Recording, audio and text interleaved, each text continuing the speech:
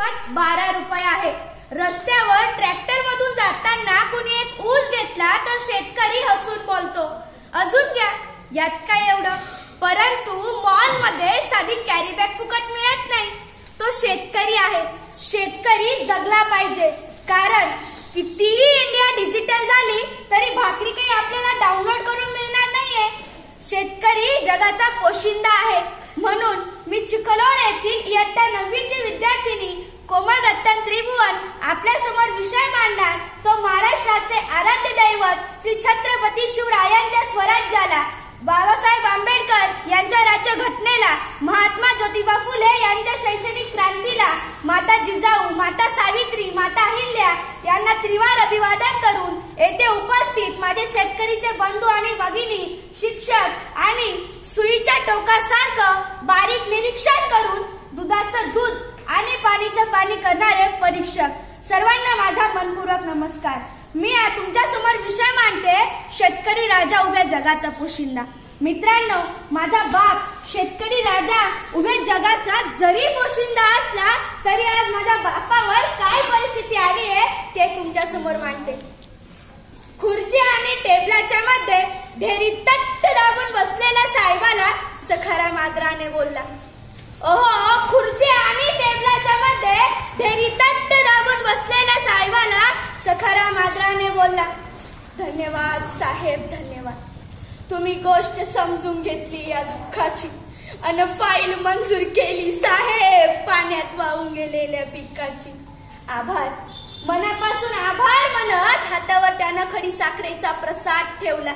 ओहो, आभार, मनापासून आभार म्हणत हातावर त्यानं खडी साखरेचा प्रसाद ठेवला. तसंच साहेबाची तंबाखू मरता मरता पाठीमागचा शिपाई बोलला, अय दैवान्या, आधी ऍडव्हान्स जमा कर. माहित नाही का तुला, साहेब पैशाशिवाय कशालाच तोलत नाही. आणि खडी साखर उचल. सरांचा डाएट चालू, त्यात गोड खाल्लेलं चालत नाही. 4 दाणे खडी साखरनं चालणाऱ्या डाईट मध्ये टेबला खालच्या नोटा खाणं बसल का आणि फुल्ल झालेल्या डेअरी मध्ये अजून खायची ताकद असल का, हा मनातला प्रश्न सखारामना मनातल्या मनात घेऊला. फाईल मंजुरीत खिशातून 5,000 गेले. फाईल बँकेत जमा झाली की तुम्हाला नोटा देतो. लागेल तर या वर्षी शेतात हरभरा पेरेल पण कांदा पेरणार नाही. लागेल तर या वर्षी शेतात हरभरा पेरेल पण कांदा पेरणार नाही. पण मायेची शपथ घेऊन सांगतो साहेब, ठरलेला हप्ता ठेवणार नाही. ठरलेला हप्ता ठेवणार नाही. चालतंय, आठवणीने आणून दे, काहीच हरकत नाही. महोदय म्हणे चालतंय, आठवणीने आणून दे, काहीच हरकत नाही. अरे तुला तर माहितीये आपल्या सहीशिवाय फाईल पुढे सरकत नाही. तुला तर माहितीये आपल्या सहीशिवाय फाईल पुढे सरकत नाही. साहेबांच्या तंबाखूसाठी मळलेला हात शिपायानं पटकन झटकला. ओहो, साहेबांच्या तंबाखूसाठी मळलेला हात शिपायानं पटकन झटकला. आणि 10,000च्या फाईली पायी 50,000 द्यायला लागून सखाराम झाडाले जाऊन लटकला. अशी अवस्था सर माझ्या शेतकरी बापाची. माझा बाप या जगाचा जरी पोशिंदा असला तरी आज माझ्या कृषी प्रधान देशात माझ्या बापावर ही आत्महत्या घेण्याची वेळ येते. तरी सुद्धा त्यांनी शेती करणं काही सोडलं नाही. मराठवाड्या विदर्भातील शेतकरी आत्महत्या करत होते. तेथील एका पत्रकाराने आपल्या भारताच्या कृषी मंत्री साहेबांना प्रश्न विचारला. कृषी मंत्री साहेब, मराठवाडा विदर्भातील शेतकरी आत्महत्या करतायत, यावर तुमचं उत्तर काय?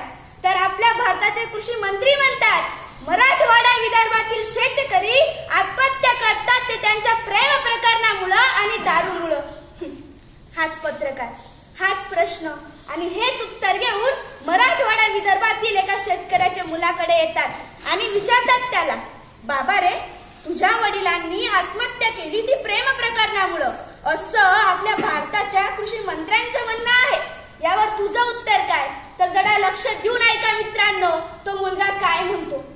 बरोबर आहे साहेब, माझ्या वडिलांनी आत्महत्या केली ती प्रेम प्रकरणामुळे, हे बरोबर आहे. परंतु साहेब, कृषी मंत्र्यांना कळालेलं प्रेम ते बाया बापड्यांचं असावं, पण मला कळलेलं प्रेम माझ्या बापानं आयुष्यभर या जमिनीवर केलंय.